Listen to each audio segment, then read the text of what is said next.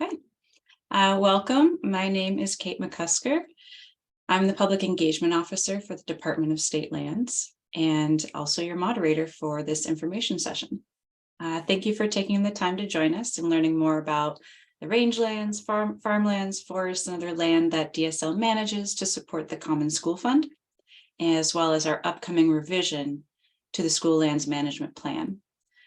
Today, Amber McKiernan, DSL's Real Property Program Manager, will be giving you a brief overview of DSL's role in managing these school lands, the goals and objectives of the previous 10-year guiding plan, lessons learned from the past decade, and also looking ahead to the development of the new 10-year plan, which is the project that we are discussing today. So after her presentation, we'll answer some questions and invite you to stay for more conversation and hear feedback from you. We also have Sean Zumwalt, Vernon Wolf, and Sheena Miltenberger joining us today from DSL's Real Property team for that conversation. Could you switch to the timeline slide, Amber? Thank you. We're still early in the process, and today is an opportunity for us to connect with some folks and ideas and feedback long before we reach out to you with the draft plan. So we anticipate sharing that draft plan could you press the next slide? Sharing that draft plan later this year for public review and comment, possibly as soon as July or August. This is a preliminary timeline. And Amber will review the timeline more in depth in her presentation. You're also welcome to reach out to us after today's session, even if you have more thoughts or questions about the project. Next slide. For today's discussion, we're focusing on 4 core areas where we hope to incorporate new ideas on how school lands can continue to generate revenue for Oregon's K-12 public school districts, while also contributing other public benefits, including renewable energy projects such as solar, wind, geothermal, carbon sequestration projects, ideas that support community needs and local economies through land use planning of school lands within urban growth boundaries, as well as leasing and use of those school lands. Third, demonstration projects. So whether that's wildfire risk reduction, invasive species management, or other climate resilience efforts. And lastly, partnering with local organizations to support projects and habitat improvements, enhanced recreational opportunities, and more. Before we begin with the presentation, just a few housekeeping notes. I'll be recording today's information session. The presentation portion will be posted online, and the feedback that we hear during any kind of Q&A or listening and discussion will be referenced for a summary of the public engagement that we have done over the last few months, and we'll share that later this summer. Please keep yourself muted during the presentation. And then lastly, if you have any questions about what's being presented, just jot that question down or put it in the chat, and we'll be taking questions afterwards, after Amber's presentation. And with that, I'll hand it to Amber. Thank you, Kate. And for those joining us on the call, we appreciate you taking the time today. So I'm here to provide some information about who is DSL, what do we do, what are the lands that we manage, talk about our previous asset management plan, and then the update that we're planning for our new version of our school lands management plan. So who is the Department of State Lands, also known as DSL?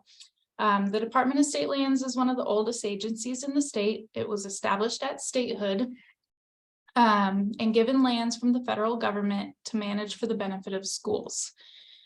The department is the administrative arm of the State Land Board, and the State Land Board consists of the governor, the Secretary of State, and the state treasurer. So the department manages all of the lands, the Common School Fund Trust lands, on behalf of the State Land Board. There's 3 major programs within our agency. The one that we're talking about today is our Real Property Program, and we are charged with managing the Common School Fund Trust lands on behalf of the schools of the state. The other 2 programs are the Oregon-owned waterways that are owned and managed by the department, and then the administration of removal and fill permits through our regulatory removal fill law program. All of the revenues that are earned from activities on state lands contribute to the Common School Fund. And the fund is meant to exist in perpetuity to benefit schools. And there's a distribution every single year to each school district in the state from the Common School Fund. So a look at our land portfolio. This is what a table showing what DSL owns. There's approximately 772,000 surface acres of resource lands that the department manages. And those acres fall into 6 major categories as we have them currently. So those being forest lands, agricultural lands, range lands, industrial, commercial, residential lands. We also call those ICR lands, mineral and energy lands, and then special stewardship lands. And looking at our acreage, if we combined the amount of mineral lands that we own with our surface acres, that gives us about 1.5 million acres of resources that the agency owns. But the mineral estates are considered a split estate, and those are properties where DSL does not own the surface. We only own the mineral rights. So here's a map of the distribution of DSL's ownership statewide. Our biggest category of lands that we own and manage are rangelands, and those are shown here in the orange throughout the southeastern corner of the state. The gray checkerboard pattern that's shown here is the mineral ownership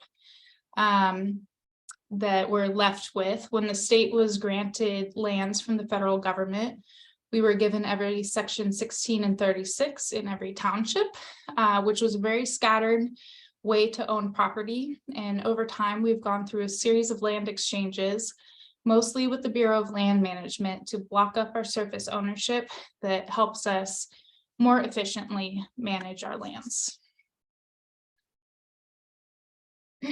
So looking at our previous asset management plan, it was approved by the State Land Board in 2012, and it was intended to be a 10-year plan. The asset management plan is our key policy document that gives us our guidelines for managing our Common School Fund lands, and then evaluating the performance of those school lands.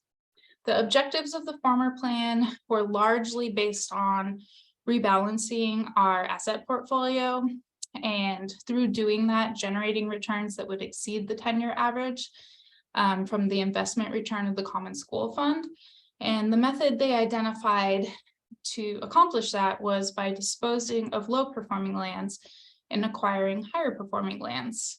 There was a big focus on the increase in the value of our properties over time, and then comparing that to the performance or the income that was made on the properties. The former asset management plan also gave us our performance measures that I'm going to talk about on the next slide. So the 4 main measures that we have been reporting on the performance of our school lands include net operating income.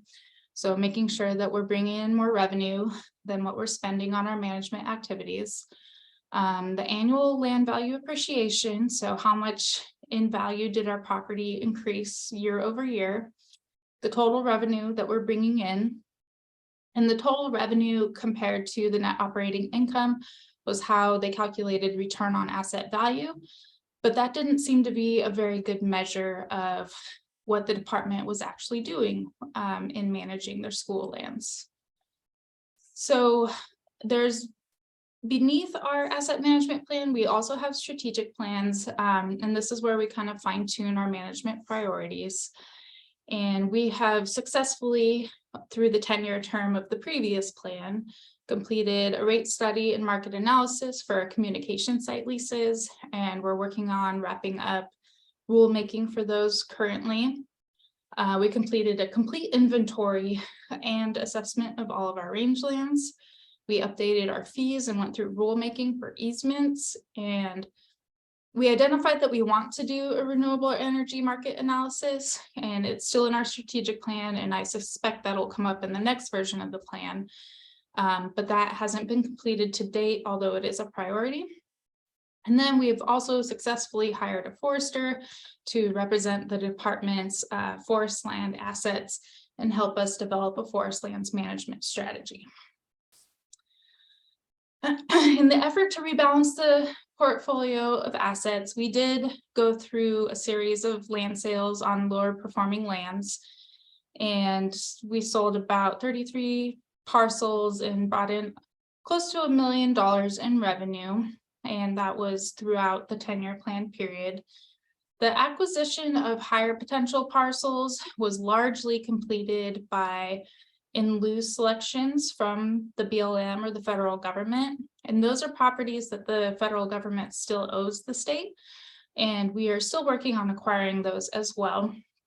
But throughout the previous plan, we were able to acquire several ICR properties that provided significant returns to the Common School Fund through the sale of those property, or have the potential to provide significant returns. Two examples of those are a property on the south end of the city of Redmond and a property on the east end of the city of Bend. And the western half of the Bend property was able to be go through the land use planning process to update the zoning of the property, and then was added into the urban growth boundary. And after going through those land use planning processes, that 300 acres of that property sold for about $21 million. So that was a pretty significant contribution to the Common School Fund. So this is some more recap of our accomplishments in the 10-year plan. The table on the left shows that ICR land sale revenue that we've received. 21 million of that was the property in the city of Bend, and then the other 10 million was a building that DSL owned in the Hillsborough area that had tenants in it, and that was a significant contribution as well. Throughout the plan period, I mentioned earlier, we completed a rangeland analysis inventory. So all of our major large blocked rangelands were analyzed for the carrying capacity, the plant communities, and the ecological state of the property.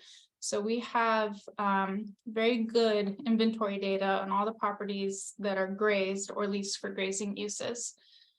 Another great accomplishment on our rangelands was our candidate conservation agreement with assurances that we entered into with the U.S. Fish and Wildlife Service for the conservation of the greater sage grouse and sage grouse habitat. And that's a voluntary agreement that the department entered into. And we've finished many thousands of acres of not just weed spraying and juniper cutting, fence installations, and water lines that contribute to grazing rotations and habitat improvements on our rangelands. We successfully did a couple agriculture conversions. This is a great way to increase both the value of the property and the lease revenue that's received from the land. The agriculture conversions kind of have a limited window of opportunity. They're largely reliant on the ability to have water rights. And we also really focus on only doing that in areas where there's already agriculture, so that we're not fragmenting good high quality rangelands.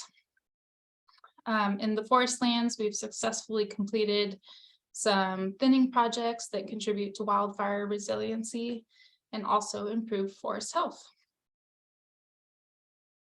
So looking at the next plan, we did evaluate what we learned in the last 10 years.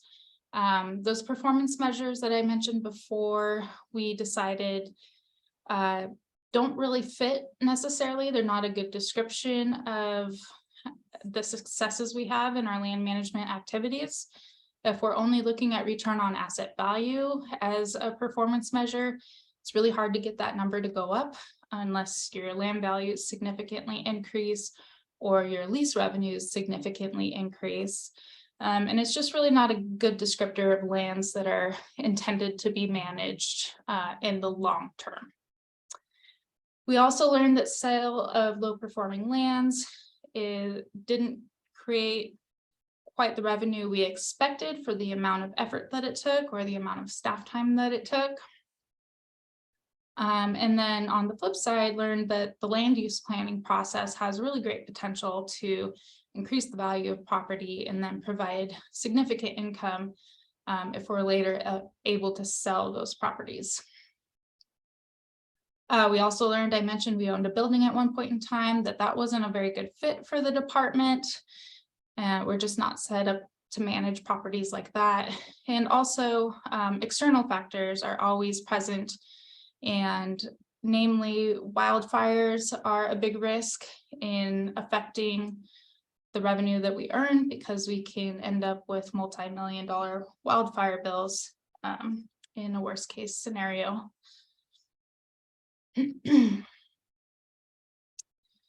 So when we're looking at establishing our new school lands management plan, we want to either expand on or create a practical framework for managing our lands. And that needs to address both our fiduciary obligation to the Common School Fund, as well as our responsibilities to the people of the state of Oregon.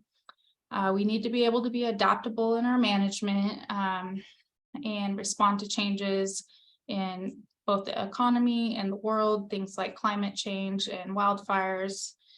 We're looking to work with all of our partners and be collaborative on things, projects, and all of the good work that we do. And then we need to set, what are our performance measures or targets? We previously had a measure that we wanted to make a certain amount of return. So what's our new measure or performance target going to be in this management plan? Opportunities that we're looking at is how can we both put money into the Common School Fund, but also provide community benefits where those lands are located? How do the school lands support local economies? A good example of that is, our rangelands in Eastern Oregon. They're a pretty significant contribution to the beef industry and the grazing. And then is there opportunities to learn from our school lands, or maybe do scientific research or partner on scientific research? As I mentioned before, our strategic plans are a little more fine-tuned under the umbrella of the school lands management plan. And so we'll be rolling all of our strategic plan initiatives into the greater school lands management plan. And then the biggest thing is, how do we measure our success? So what are our key performance measures? And then how do we roll our strategic objectives into the metrics that describe the work that we do? So this is our timeline on our developing the new school lands management plan. We are still in that first box where we're having conversations with the public, with stakeholders, with customers and partners that we regularly work with. In the meantime, while we're doing that, we're also working on researching what other states do that have the same mission to provide for schools or Common School Fund trust lands. So we're gathering information and having conversations with other states as well to provide the framework for the plan. We hope to have a draft of the plan available for public comment in between July and August. And once that goes out for public comment, we'll be evaluating the comments that we receive, refining the plan, and also doing more stakeholder outreach on the revisions that we make. And our ultimate goal is to take the new school lands management plan to the land board for approval this December. So who's doing this work? We've got the DSL staff in the real property program. We're working on getting all of that stakeholder input right now. That's our early outreach. Like I said, we're having conversations with other states, and we're going to make space for multiple opportunities for the public to provide comment. So these are the questions that Kate brought up earlier. These are just 4 guiding topics that we're looking into that we would like some feedback on. Renewable energy is a really big topic right now. And then, as I mentioned, supporting community needs, local economies, demonstration projects, and then expanding on our partnerships. Okay, do you want to take it from there? Oh, you're muted. All right, thank you, Amber, for that comprehensive overview of the previous plan and the current project. And thank you to the folks joining us on the call today.